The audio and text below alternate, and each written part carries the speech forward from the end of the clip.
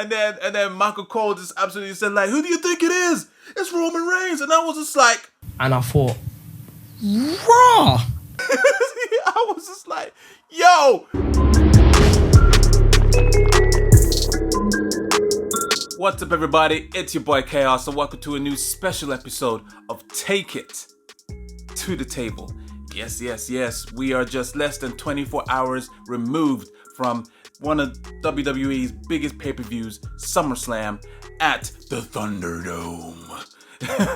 What an interesting experience, y'all. It had its ups and downs, for sure. But yeah, we are gonna go right into that. But before we do, make sure you like, share, and subscribe to the channel. We just hit a big milestone of 6,000 subscribers. I am aiming to hit at least 9,000 by the end of the year. So please make sure you like, share, and subscribe to the channel, and also ring that bell to be notified of every video that comes out. All right. So there is going to be more to come. The more you share, like, and subscribe, the more content you will get. All right. So let's get back into it. Let's talk about SummerSlam. Initial thoughts. First things that come to my head about the pay-per-view. It was okay. It definitely, like I said, it had its ups and downs. The main event was, but we're gonna get into that about what happened afterwards. All right. So let's just go back right to the beginning. Let's start with the kickoff show. There was a match for the United States Championship, MVP versus Apollo Crews for the United States Championship, and Shelton Benjamin and Bobby Lashley were banned from ringside. I'm not gonna lie, I didn't watch this match. It's been a minute that I actually, I almost fucked you all over there. Yeah, it's been a minute that I actually go and watch the kickoff shows, but I just don't care for it because there's usually nothing really substantial comes from those kickoff shows. So I do know that Apollo Crews did retain his United States Championship. I did see a little clip on YouTube, WWE's YouTube channel, and there was a spot where he did a lot of backflips. Apollo Crews, I'm talking. So, but yeah, probably it wasn't that long. It was about 6 minutes long. So it is what it is. But yeah, moving on to the main card. The first match of the night was between Bayley and Asuka for the SmackDown Women's Championship match. It was solid. It was good. You know, usually, obviously, with the you know you're gonna get a good match from Asuka or Bayley and Sasha Banks, that kind of collective group of superstars. Yeah, they are, you know, they're talented. You know you're gonna get a decent match. Obviously, Sasha, I believe she sacrificed herself in order to in order for Bayley to retain her title. It was a good start. You know, to be honest. What is that? What the fuck is that?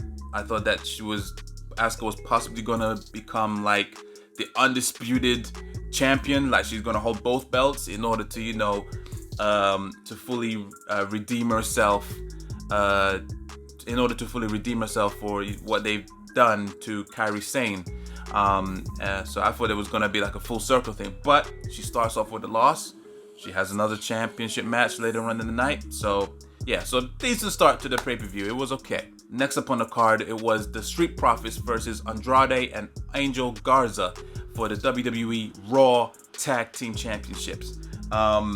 It was fun. I liked it. You know, it was awesome entrance for the Street Profits with a little big and small red cups.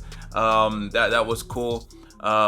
It was serviceable. You know, to be honest, I actually thought that Andrade and Angel Garza was going to become champions because, you know, that thing with Montez was going to be like a catalyst in the match, like some certain side effects maybe, I don't know, but yeah, right now, yeah, they defended it. Good match, very solid. I'm liking the Street Profits more and more every day. So yeah, very good win. So it was all right, serviceable. Next up, it was Mandy Rose versus Sonya Deville in a no disqualification match. Honestly, I thought it was going to be a no disqualification, hair versus hair, loser leaves WWE match. I thought it was just going to be this absolute chaotic. But yeah, it just pretty much just summed up for loser leaves WWE in a no disqualification match. It would have been cool to also do the hair versus hair. I was very intrigued. This was besides the Ray and Dominic match, this was my second match I was looking forward to. But it just ended up just being loser leaves WWE. I was like, okay, all right, fine. But because of that, I kind of knew who the winner was going to be. You know, with the hair versus hair, it was optional. For me, I thought it could have went either way. Who was going to lose their hair? But they left it with the loser leaves WWE. It would be very dumb if she actually is leaving WWE, because Sonya Deville she's improving. Like, she's grown on me a lot. Like, she's way more of an interesting character ever since she went nuts on Mandy Rose. Like, this is her pocket, you know what I'm saying? So I hope she's not really. I don't think she is leaving WWE. I think she probably is maybe taking a while, like a hiatus. Because there's numerous people that leaves WWE and then come back 4 to 6 months. Please see Chris Jericho. But it was actually a good match. A couple botches here and there. Poor Mandy, she couldn't lift the table. She tried so many times. And then when she eventually did, you could see she was having a little chuckle to herself while she was walking away. And then Sonya was just like, "Hurry up, bitch! I need to hit you with that fucking chair." but yeah, it was a good match. I enjoyed it. Quite hard hitting. And you know, Mandy had to win, man. Mandy's bae, simple as, man. So happy for her. When Otis came down with his briefcase, I was just like, and the way he was holding it, I was just like, what the fuck is he doing? Like, what is he planning to cash in to bring back Sonya or some shit? I don't know what the fuck he was doing. It just looked weird to me, the way he was coming down with it. But very interested to see what's going to happen with Sonya. And let's see what happens. Next match was the street fight between Seth Rollins and Dominic Mysterio. This was mad. This was my match of the night, to be honest. It had everything. It's been a while since I've seen a match in WWE that has a full-fledged story in it. Like you do have those instances in certain what do I mean? The first match that comes to mind where a match actually has a full story is when it was the Authority versus Team WWE at Survivor Series, and that was when Sting debuted. That match had a freaking story. It was lengthy, but stuff was happening. It was freaking awesome. This is quite similar to that. It had a story. It was hard hitting, close calls. Dominic was telling Ray, like, don't stop the match. Ray was just getting frustrated. You could see it. And it was getting too much for it. It was to the point where the moms had to come from the backstage and tell that Ray, what the fuck you doing to my son? Get him out of there. Dominic almost gets his eye taken out by Murphy. It was awesome. Dominic really held his own.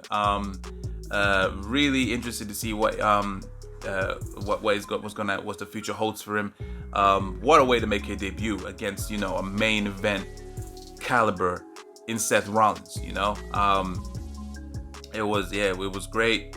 Seth did his part nicely. This is pretty much, since he's been doing this stick, I think this is pretty much his most fun match I've watched of him. You know what I'm saying? So it was very, very solid.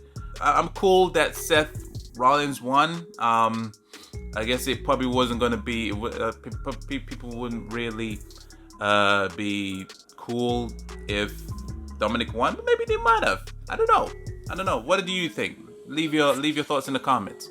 But yeah, it was a great, serviceable match. Seth won convincingly, and let's see what the future holds with them. Okay, so next up was for the Raw Women's Championship, and it was Asuka again playing double duty against Sasha Banks. This was good. I also enjoyed this one. It was cool. They usually have great chemistry, Asuka and Sasha Banks. That freaking spot, that power bomb onto the concrete floor, with padding, but Asuka hit hard, man. Jeez, I was voice noting rides, and we was just obviously just talking about some stuff, And then midway through the voice note, I was just like, Jesus Christ! Like, it was, it just took me out. It just came out of the blue. Like, it was nuts. They both had crazy spots. There was one bit where Asuka had Sasha Banks in like a DDT type of thing from the turnbuckle. She did like a flat out DDT right on, and you know Sasha, when she sells proper, man. She used to do them crazy shit back when and oh, hello Casey. Big Man Casey in the building. Yeah, Sasha is completely nuts. And then yeah, Asuka actually won back her Raw Championship. Now people saying, you know, was there any point of putting the title on Sasha and, you know, putting it back on, that taking it off her so soon? I'm personally quite cool with it. Obviously, in the perfect world, I would have never let Asuka lose the title, especially in the way she did. But yeah, it makes sense. You know, it's added fuel to the. It definitely looks like they're gonna do Sasha against Bayley. People say it's overdue. In a way, it is. People saying it should have been against old Bayley, against old Sasha. I don't mind it. It all depends. I don't mind it as long as they actually pull it off right. You know what I'm saying? So, yeah, whether it was for the old gimmick and stuff, it's debatable that it may be overdue, but it looks like we're definitely getting it.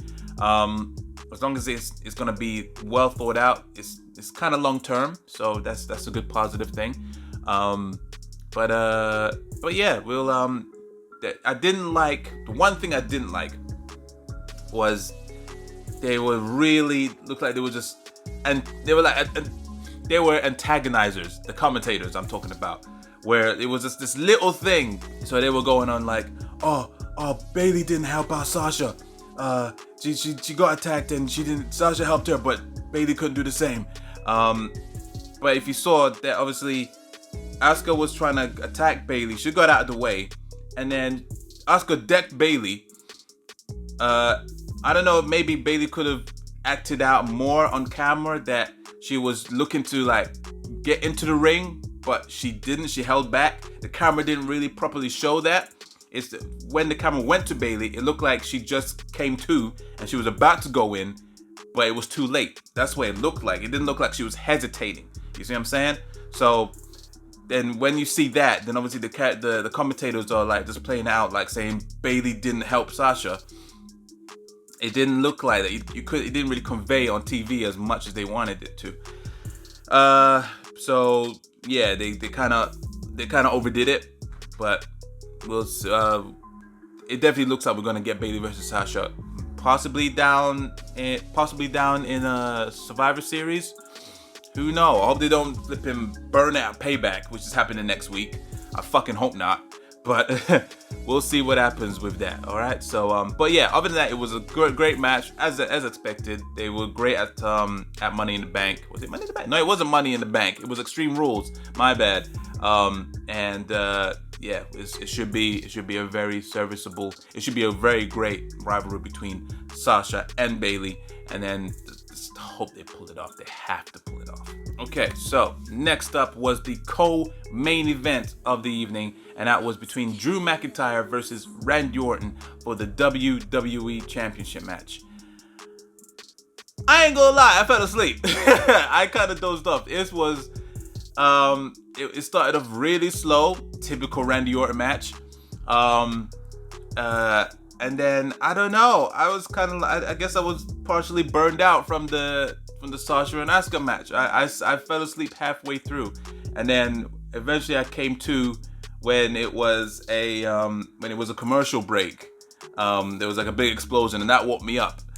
So I had to obviously rewind back, and then just, to be honest, all I cared about was the ending of the match. And then I was just, somehow I timed it perfectly when I went back, and then it was just a mediocre roll up. So that just shows that nothing substantial really happened in the match. I'm just happy that Drew McIntyre won. There was rumors swirling around that we're going to put it on Orton. So I'm happy that Drew McIntyre won. He's gonna get a good lengthy reign. I think he should keep the title until Mania. I think he should keep it until Mania. Who should take it off him? I don't know. Just hope it's not Goldberg. Or probably Lesnar. It probably is gonna be Lesnar, innit? Fuck. But it was okay. It was too slow for me. Coming from the Asuka and Sasha match, where it was hard hitting and crazy bumps. Yeah, because it's Orton and he's not someone that's gonna take the Claymore as well. And I don't think he did. You know, I remember he was busted open. I'm probably gonna watch it like properly eventually. But yeah, I just fell asleep. I am not gonna lie. But yeah, happy that Drew McIntyre won. And yeah, let's see who's gonna be the next challenger. He might get another rematch, ain't it? He might probably gonna get another rematch. Just fling it on Payback. Just fling it on there, and then yeah, that's fine. All right, just don't give it to Orton. He doesn't need the fucking title. Not whilst McIntyre's champion. All right, just not. Okay, that was it. That's what woke me up. Yes, it was a commercial for Keith Lee, who is actually going to make his debut on Monday Night Raw.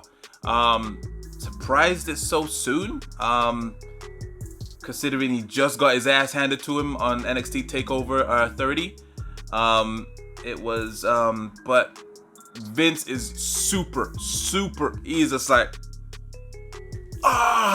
mad, super high over about Keith Lee. So, and, you know, he's agile, he's huge, knows he's got charisma, knows how to work the crowd.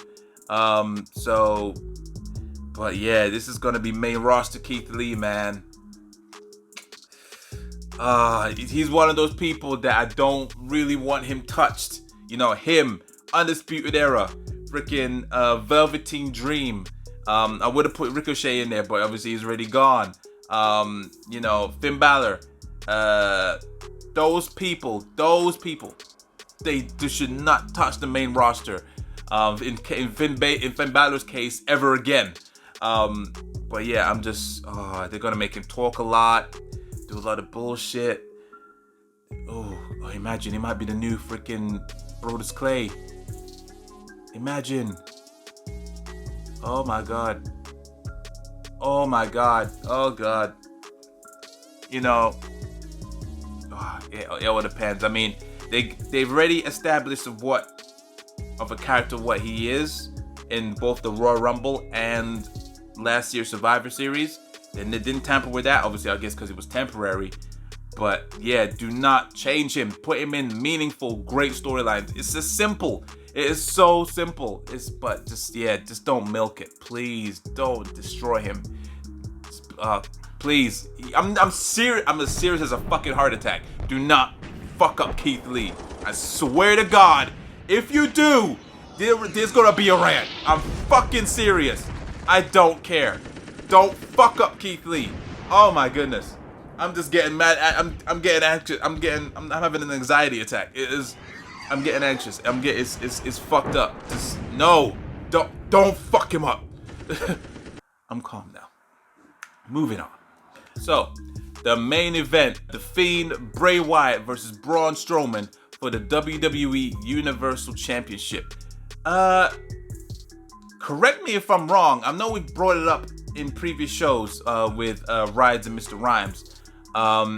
But correct me if I'm wrong. This is the first title in a while that the SmackDown title is actually main eventing one of the top pay-per-views. I mean, I think Rise has said it. Usually, the Raw title always gets put over more than the SmackDown title. That is always secondary. That is very, very rarely the main event. But this one was so. But I can see why. So going to the match. Awesome entrance for the Fiend. Don't care for Braun Strowman. You know, it was decently hard hitting. It was typical Fiend match in terms of, you know, it's taking up all the damage, soaking it up, and he's just absolutely no selling the thing. He's just going into business for his own. and yeah, it was good. But after that, it eventually ended up being very lackluster. The main event was very mediocre-ish. Like, to be honest, I don't see why they even made it false count anywhere, because they didn't do much with that stipulation. And I didn't even know. Apparently that stipulation got added about 24 hours prior, so I didn't really know. It had a decent start, and then it just chugged. It just really chugged. And then they went backstage in gorilla position. You didn't really see anyone there. And then they just bashed each other against the wall, and then eventually came back, and then there was a botch spot with the table. I know that table was definitely meant to break because it kind of buckled a bit, and then the commentators were trying to do their best to try and sell it, but yeah, it just absolutely botched. And then Braun Strowman got hit with a toolbox. And then the random box cutter came out. He tried to do a flipping Tommaso Ciampa spot, just cut up the ring. That thing completely backfired. Bray Wyatt gave him the Sister Abigail twice, not on the exposed floor either. It was still on the padding. It was I know he was trying to do it. He did it again to try and see if he could nail it, but it just didn't happen. And then it looked like Braun Strowman he was ready to get hit for the third, but Bray just said, "Fuck it, just give me the title now, man." he just completely just whatever, man, just keel over. And yeah, Bray Wyatt is now your new WWE Universal Champion.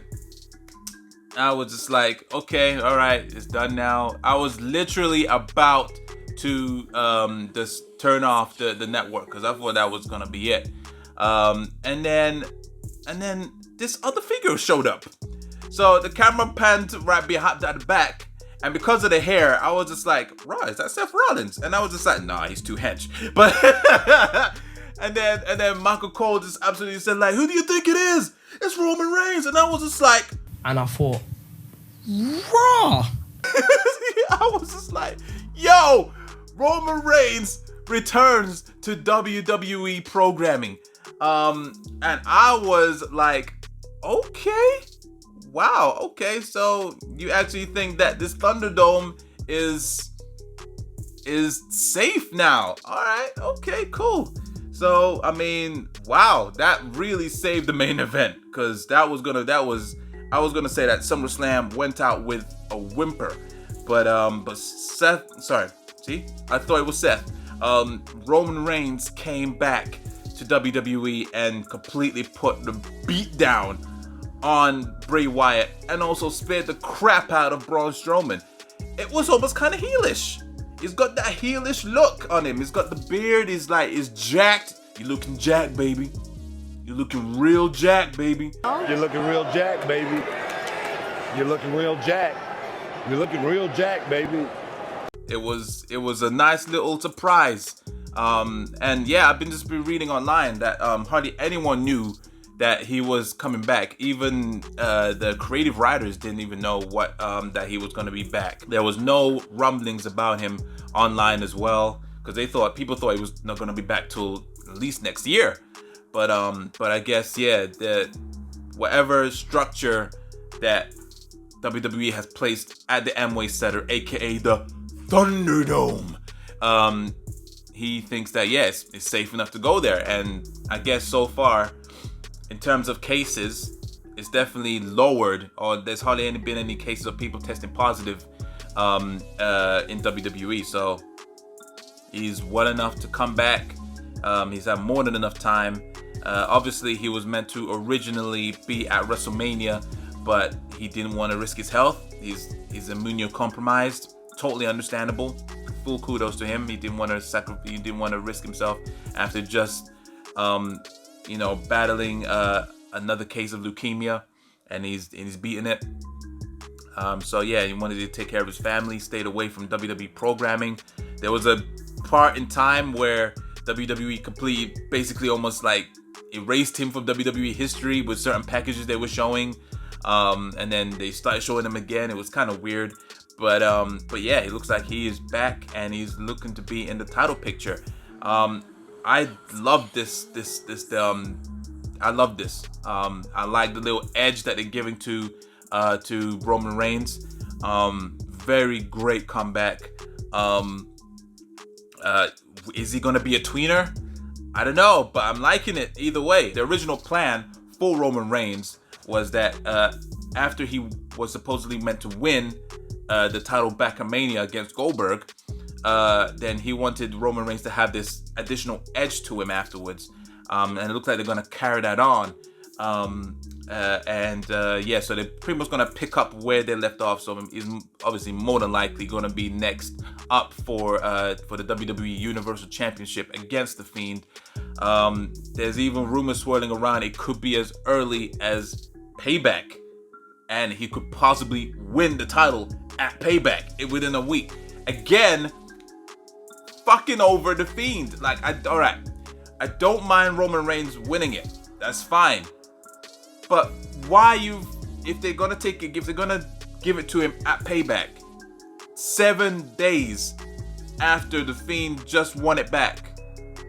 Again, you're killing off The Fiend again. You're starting at square one. What? Just because you got the big dog back, all of a sudden you don't rate The Fiend again. Like, you did that already with him at Super Showdown. Why are you so adamant to kill off and fuck up The Fiend? He's meant to be this unstoppable monster. He took out Braun Strowman, the monster among men. And you're unraveling that with a guy. Obviously, I'm not saying that he's smaller than Braun Strowman. He is obviously smaller than Braun Strowman, but you're trying to say that Roman Reigns can be the one to take out The Fiend. Even though I did say there was rumors that was meant to be the original plan for Mania, and then that's when they switched it up and gave it to Goldberg. So it would have been a bit more believable then, because obviously Roman Reigns is not a part-timer. I think people will be fine with Reigns having the title. But obviously people are more pissed the fact that it got given to Goldberg just for a cheap pop, and it was just absolutely ridiculous. So it looks like they're trying to bring the rope back to where it's meant to be, but again, you're just unraveling what you just did with The Fiend. You just had this midterm storyline with The Fiend or Bray Wyatt and Strowman, and then you just completed that, and now you're just looking to unravel it just because Roman Reigns is back. I don't quite agree with that. Hopefully The Fiend can have a lengthy-ish title reign. I don't mind him keeping it until at least Survivor Series. But then again, most likely they want Roman Reigns for the Survivor Series team, more than likely. I don't know. But yeah, I just don't want, it's too soon, Make them have a feud, but don't give it to Reigns just yet. I don't mind even Reigns winning the Royal Rumble next year, and then he wins it back at Mania. But there's no need to give it to Reigns just so soon after The Fiend finally vanquished Braun Strowman. You know what I'm saying? So, I don't know. We'll see what happens. I'm quite actually happy that Roman Reigns is back. You do actually miss him. You do actually miss him. Yeah, we'll see what happens. Rounding it up as a whole for the pay-per-view, it was okay. It wasn't like crazy good. No cinematic matches. Looks like they're taking a break from that now. Yeah, it had its ups and downs. It was okay. I have a rating. I'll probably give it a 7. I would have given it a 6 if Roman Reigns didn't return, because he saved that main event. Like, if you didn't stick around for that, then boy. But he just made it a bit, okay, calm. All right. But other than that, it was all right. It was okay. But yeah, on to WWE Payback. This is so weird that it's just a pay-per-view a week later. I'm very curious to see what is their mind thought. Like, what is their mindset in that? Are they testing it out? Or are they just, just flinging it out there because they want to like get, as much rating as possible? I don't know. It's really weird. I don't think, there hasn't been somewhere that they've never done this before. So I don't know. Let's see what happens at WWE Payback, as well as on Raw and SmackDown. But yeah, and also the fucking piped in crowds. It's so jarring. It is absolutely jarring. They really need to either better it or something, because football uses it. Champions League, Premier League, I think the NBA and baseball use it, and it sounds a bit more natural. Obviously, people are saying it's it's just a crowd sound, and no one's really booing and stuff, but you do get some boos, and there are actually like football chants that reflect the team as well, that they put in there, and it just sounds more natural. And they actually do time certain things where there's like an offside, or if there's a foul or something, they do chime in on the boos and the hisses and all that kind of stuff, and it sounds okay. It sounds way better than what WWE is doing. It just sounds so piped in and so fake. And then when you see all these screens around, it just really puts you off even more. I know they can't use the actual sounds from the screens, because God knows what people will be saying. Obviously, you're gonna hear flipping background noises, like you're hearing the mom shouting at the kid like, "Eat your fucking food now!" Or like all this kind of madness in the background, and then people saying some mad shit. So I know it probably will be very weird, but it's even weirder when you're hearing this processed sound, and like some of it is out of sync as well. There's a lot of times where a lot of moments where you see like a certain something happening, like something heelish, and then the boos chime in about 5 minutes later, or like an OMG moment happens, and then the crowd just comes in like it's like a really badly dubbed martial arts movie, but for wrestling. It's so weird, but I don't know. Hopefully they can rectify that. I don't know. But other than that, yeah, like I said, if Roman Reigns didn't come back, I would have given it a 6 out of 10, but he just amplified it. Okay, I'll give it 6.5. I'm gonna be harsh, 6.5. But yeah, congrats to Roman Reigns coming back. Congrats to The Fiend. Congrats to Asuka. So yeah, let's see what happens this week onwards. All right. So yeah, that has been my thoughts and basically my review of WWE Summerslam of 2020. What are your thoughts on the pay-per-view? Please make sure you leave your comments below. I always read them. And if it's worth replying to, I'll reply. And I'm joking. But yeah, like I said, be sure to like, share, and subscribe to the channel. Thank you very much of being part of this journey. Like I said, we just hit 6,000 subscribers on the channel. So yeah, other than that, please make sure you follow me at the new Instagram page, official_TITTT. All right, so on Instagram, and also on my Twitter, please be sure to follow me at Robert Chaos, all in one word. And also be sure to check out my song No Stopping Me Now, featuring Rides. It is out now on Spotify, iTunes, Tidal, Deezer, Google Play, all the major streaming platforms, and also the music video is out now on YouTube. I'll be sure to put the link below. Please show that some love. More to come, both in YouTube and music. But yeah, like I said, I have been your host, Chaos, and until next time, guys, peace.